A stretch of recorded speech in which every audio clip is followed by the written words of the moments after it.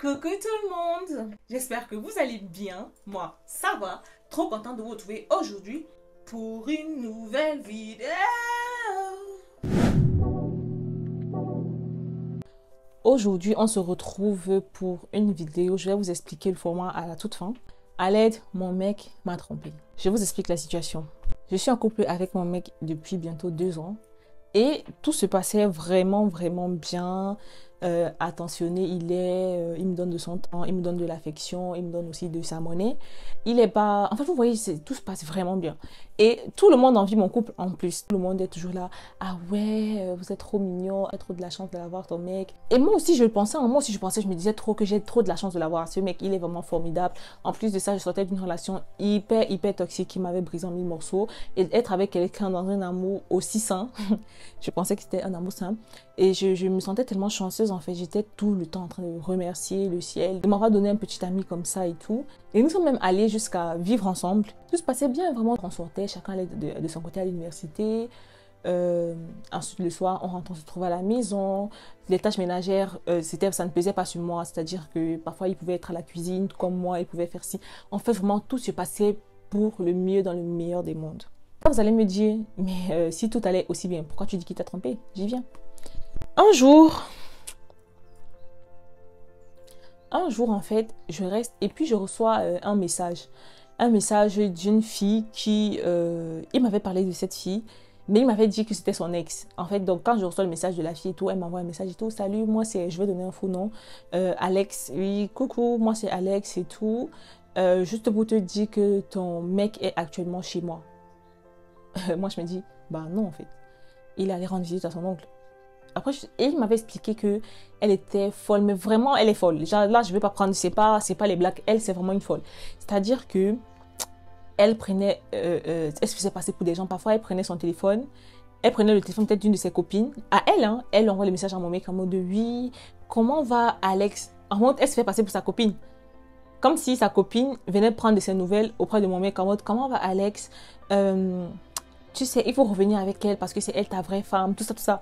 Elle faisait des trucs bizarres. Elle m'envoyait des messages haineux, elle créait des faux comptes pour m'écrire sur les réseaux, pour m'insulter, tout ça, tout ça. Donc en fait, quand elle m'a envoyé ce message, pour moi, c'était juste une énième folie. Donc je n'ai même pas pris ça. Je n'ai tellement pas pris ça au sérieux que je n'ai même pas vérifié, j'ai rien fait. Et il y a quelques temps, j'ai installé une application dans le téléphone de mon mec qui te permet de savoir exactement où ton mec est, le niveau de sa batterie, tout ça, tout ça. Je vais donner une fausse vidéo encore. Il m'a dit peut-être qu'il partait à Stuttgart rendre visite à son oncle. Et puis, une idée. En fait, le truc, c'est que lui-même, il sait pas que j'ai mis l'application dans son téléphone. Mais quand j'avais mis, c'était pas pour le stalker ou quoi que ce soit. C'était juste parce que je trouvais ça mignon de connaître exactement où ton partenaire est. Et l'application est tellement cute. Il y a des cœurs, il y a des trucs. Genre, peut-être, il y a 54 km qui vous séparent. Et quand il est peut-être en train de venir, et tu vois, il dit que plus que quelques jours, En fait, l'application, elle est tellement cute, en fait. Donc, c'est juste parce que c'était trop mignon que j'ai téléchargé. Mais en fait, quand j'ai téléchargé ça, j'ai oublié de lui en parler. Et vous allez me dire, oui, comment tu peux télécharger une application sans son consentement? Bah, je suis allée télécharger, j'ai double-cliqué, j'ai mis son Face ID, il a accepté. Enfin, pour vous montrer à quel point il y a la confiance dans notre couple, en fait. Je peux télécharger des trucs sur son téléphone. Il sait même pas ce que c'est. Il se pose pas de questions. Donc je regarde, après une idée me vient juste de regarder parce que je voulais voir un peu encore le message de 54 km vous sépare avec des cœurs et tout. Et quand j'entre, je vois, il est vraiment à côté. Parce que la meuf en question, elle vit dans une ville qui n'est pas loin de ma ville, quoi. Donc il est vraiment à l'opposé d'où il est censé être. Moi je m'en vais, je lui envoie un message et tout. Je lui dis, finalement, tu es bien arrivé chez ton oncle et tout. Il me dit oui et tout, mais tu sais, quand il partait souvent chez cet oncle-là précisément, il me disait toujours qu'on ne pouvait pas parler parce que c'était un peu bizarre là-bas. Donc moi, je ne voyais aucun mal à ça parce qu'à la base, son oncle, là, je ne l'apprécie pas vraiment trop. Donc quand il m'a dit qu'il est là-bas et qu'il ne peut pas vraiment me parler au téléphone, moi, ça ne m'a pas dérangé. Je me suis juste dit, ok, profite de ta famille parce que la vie ne durait jamais. Genre un week-end, oui, c'était genre un week-end, peut-être une fois tous les 2 mois, les trucs comme ça, quoi. C'était pas, il n'allait pas beaucoup là-bas. Donc je me suis dit, tu vas revenir me trouver au visio, donc pas de problème.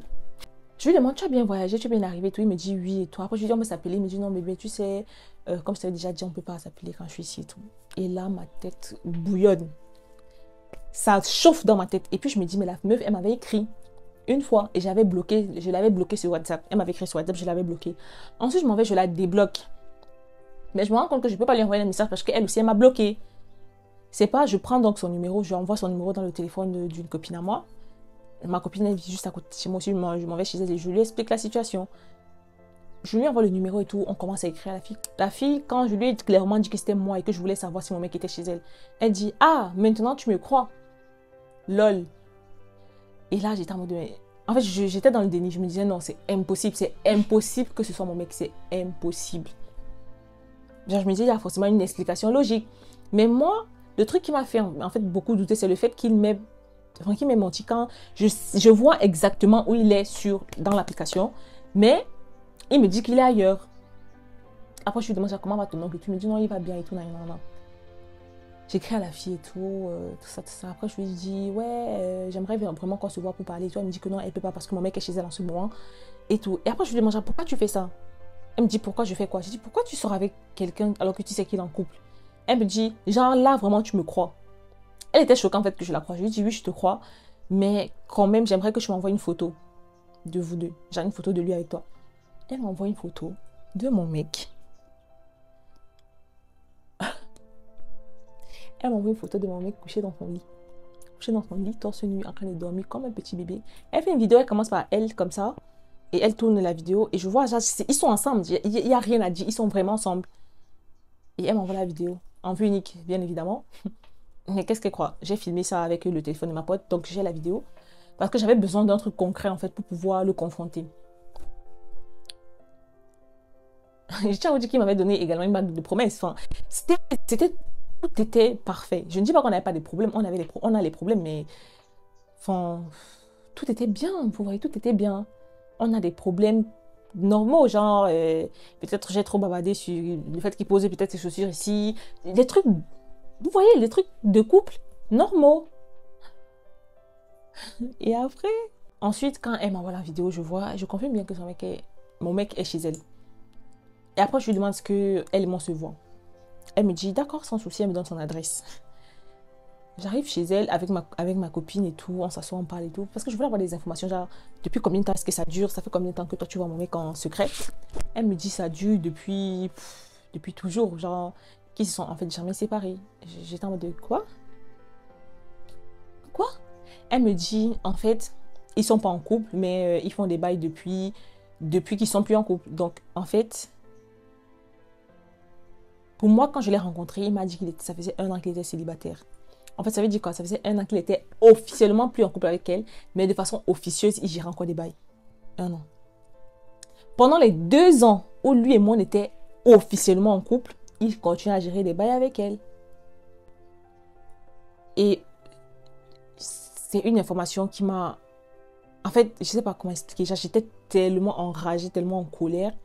Et ma copine était là en train de me dire, hey, calme-toi, ça va aller, calme-toi, calme-toi. Essaie de prendre la distance. La fille en question, moi, j'avais de la haine contre elle. Genre là, moi, j'aurais voulu la frapper parce que tu sais qu'il est en couple, tu sais qu'il est avec moi. Mais pourquoi quand il continue de venir te voir, tu laisses? En fait, je comprends pas. Elle me dit, ouais, mais moi, je te dois rien, c'est ton mec, machin, machin et tout. Et de toute façon, je suis la femme de sa vie. Je lui ai juste dit qu'il va aller tourner où il veut tourner. Après, il va finir avec moi. Et lui-même aussi m'a déjà dit ça, qu'il est avec toi, mais c'est vraiment moi qui l'aime. C'est juste qu'il ne veut pas te quitter parce qu'il ne veut pas te blesser. Oh, pardon? Pardon? Le mec qu'il avait, moi, il devient un bébé. Il est tellement doux, tellement affectif, tellement waouh. Et là, monsieur s'en va dire qu'il ne me quitte pas parce qu'il a peur de me blesser. Donc en fait, ça fait 3 ans que j'ai des bails avec cette fille. Ça fait 2 ans depuis que notre relation a commencé. En fait, quand je pense à tout ça, j'ai juste des frissons. J'ai juste des frissons, en fait. Quand elle me dit tout ça, on parle. Elle me montre des preuves, des photos, des machins. Des photos qui datent de fou. Des photos, des trucs à deux. Déjà, tu es en couple avec quelqu'un, déjà tu es en couple avec moi, pourquoi je prends des photos avec elle? Elle dit que lui... Enfin, je lui ai demandé déjà, pourquoi est-ce qu'il n'avait pas peur de prendre des photos avec toi? Elle dit que non, parce qu'il sait que quand je vais te contacter, tu ne vas pas me croire. Après, elle dit, je sais pas ce qu'il t'a dit sur moi, mais je trouve qu'il m'a vraiment diabolisé à tes yeux de telle sorte que tout ce qui sort de ma bouche, en fait, tu ne crois pas. Et c'est vrai. Si je n'avais pas vu ces photos, si je n'avais même pas eu cette application-là, moi, j'aurais jamais tilté. Donc, si je n'avais pas eu l'application, aujourd'hui, le mec, ici, on serait toujours en couple, tout irait toujours bien, et je ne saurais même pas qu'il me trompe. Quand je rentre à la maison, comme je vous ai dit, on vient chez nous. Ma copine est là et tout. Et je lui dis, je veux qu'on parle et tout. Ma copine, elle veut partir. Je lui dis, non, ne pars pas. Parce qu'en fait, j'avais peur, pas de lui, mais j'avais peur de moi, de ma réaction. J'avais peur de ce que je pouvais faire parce que je suis quelqu'un de très colérique. Normalement, j'arrive à me contrôler, normalement. Mais des choses comme ça m'était jamais encore arrivé. Donc, et j'avais peur de péter un câble. J'ai demandé à ma copine de rester. Et là, je le confronte, je lui montre les photos et tout. Il n'a pas nié. Comment nier après tout ça? Après, il a commencé à me sortir le discours qu'il a sorti à elle. Non, en fait, c'est que à la base, moi, je voulais plus, mais c'est elle, elle continue, tu sais, elle est folle. Elle dit que si je la laisse, elle va se suicider. Tout ça, tout ça. Après, je lui ai dit, vous causez sur quoi? Vous causez sur quoi? Parce qu'en vrai, moi, j'ai son WhatsApp. J'ai son WhatsApp, genre, il n'y a pas de code. Je connais tous ses mots de passe. Je connais tout. Quand je vous dis connais tous ses, je connais même le PIN de sa carte bancaire. Je connais tout sur lui. Mais j'ai jamais vu une conversation bizarre dans son WhatsApp. Et en fait, qu'est-ce que le mec faisait? Le nom de la fille, c'est un nom masculin déjà. Genre, le nom, il n'a pas enregistré son nom. J'ai dit, Alex, là, il n'a pas enregistré ça. Il a enregistré sous son autre nom. Sous le nom de son meilleur pote. Et il a mis 2. Parce que, il m'a fait croire que son meilleur pote avait 2 numéros. 2 WhatsApp. Parce que son meilleur pote, en fait, il a 2 téléphones. Donc, à chaque fois quand je voyais les messages, en fait, moi, je me disais que c'était juste pour son pote. Tu vois? Et quand j'ai jamais eu le truc là d'entrer dans les messages en fait, j'ai jamais eu ce truc là parce que avec son pote il se parle pas beaucoup, ils se disent rien, ils parlent quoi? Ils parlent de foot, de quoi? De foot, de manga, de basket, parce que il aime beaucoup le basket. Donc en fait c'est que de ça qu'il parle. Il n'est pas quelqu'un que tu vas avoir parler de filles, de fesses, tout ça non, il n'est pas dans ça. Donc pour moi, je n'avais aucun intérêt à regarder la conversation parce que jamais il ne va parler de moi avec son pote. Pourquoi faire? C'est juste parfois genre, comment va ta copine? Non, elle va bien. Et c'est tout, genre, à tout casser, c'est la seule information qu'ils peuvent échanger à mon sujet. Sinon, il ne parle pas de moi. Il va parler quoi? De sexe? Non, il ne parle pas de ça avec ses potes. C'est quelqu'un de très pudique à la base. Donc que ce soit la seule personne avec qui il pouvait parler de tout, c'était moi. Donc je n'avais aucun intérêt, vraiment aucun, à fouiller cette conversation avec ses potes. Du coup, qu'est-ce que je faisais? Je fouillais parfois des conversations avec des filles lambda, des filles qui venaient lui écrire, que ce soit sur Snap et tout. Et il causait avec la fille sur Snap, il s'envoyait des flammes. Mais encore une fois, c'était le nom de son pote. Donc en fait, depuis le début, j'avais ça sous les yeux, j'ai pas vu. J'avais ça sous les yeux depuis le début, depuis 2 ans, j'avais ça sous les yeux, j'ai jamais cramé. Il lui envoyait des photos dans le lit, dans notre lit. Dans notre lit, moi j'étais juste couchée à côté. Il envoyait des photos. Elle ne me voyait pas, mais je me rappelle du moment où j'étais juste à côté, en train de dormir. Et lui, il était en train de se filmer pour envoyer à cette fille. Il a commencé à me demander pardon, il a commencé à se mettre à genoux, il a commencé à me supplier. Et j'étais perdue en fait, je ne savais pas quoi faire. En fait, ce sont des choses que quand tu vois tellement sur les réseaux, tu te dis, ah ouais, si c'est moi. En fait, moi, je disais toujours que si ça m'arrive et tout, il va voir, moi, me fait pas ça et tout. Mais j'étais là, comme ça m'est arrivé, j'étais là, comme ça. Démunie, je ne savais absolument pas quoi faire. Juste, j'étais là. Lui, il était là en train de me demander pardon, s'il te plaît, pardonne-moi et tout, je ne veux plus jamais recommencer, c'est toi que j'aime, tout ça, tout ça. Si tu veux, je lui envoie un message tout de suite. Mais la meuf, en fait, elle est tellement folle. En fait, cette fille, je sais pas. Cette fille, je sais pas, elle est tellement folle. Même s'il lui envoie un message là, je sais qu'il peut lui envoyer un message en mode oui, toi et moi, c'est fini, je veux plus de toi et tout. Et si demain il vient te casser sa porte, elle va le laisser entrer. C'est tellement triste. C'est tellement triste en vrai. En vrai, c'est tellement triste. 2 ans de relation comme ça. Et là, moi, je suis venue vers vous pour vous demander de l'aide parce que je ne sais pas quoi faire. On dit tout. Ouais, il ne faut pas pardonner la tromperie. Ouais, c'est pas que j'ai envie de lui pardonner, mais je ne sais pas. Je suis là, ça m'est arrivé et je ne sais absolument pas quoi faire. Et je laisse le truc traîner dans le temps. Il m'écrit. Aujourd'hui, je suis chez ma copine. Il est seul dans notre appartement. Il m'écrit, je ne réponds pas. Ou bien je lui demande du temps parce que je ne sais pas en fait quoi faire. Je demande conseil à ma mère. Ma mère me dit, ça dépend ma fille, fais ce que tu veux. Peu importe le choix que tu vas prendre, je serai avec toi. Mais tout le monde regarde à moi. En fait, tout le monde regarde à moi. Et moi, je ne sais pas. Je ne sais pas. Il n'y a pas de manuel. Je ne sais pas. Il n'y a pas de livre, il n'y a pas de guide. Comment se comporter quand ton mec te trompe, il n'y a pas. C'est l'histoire qu'une abonnée est venue me raconter sur Instagram, en me demandant des conseils, en me demandant de l'aider, moi, Karine. Et je ne sais pas. Du coup, je lui ai demandé, est-ce que je pourrais partager ton histoire? Bien évidemment, remasterisée à ma sauce. Genre avec mon énergie, je ne veux pas lire et tout, je trouve que ce n'est pas très interactif.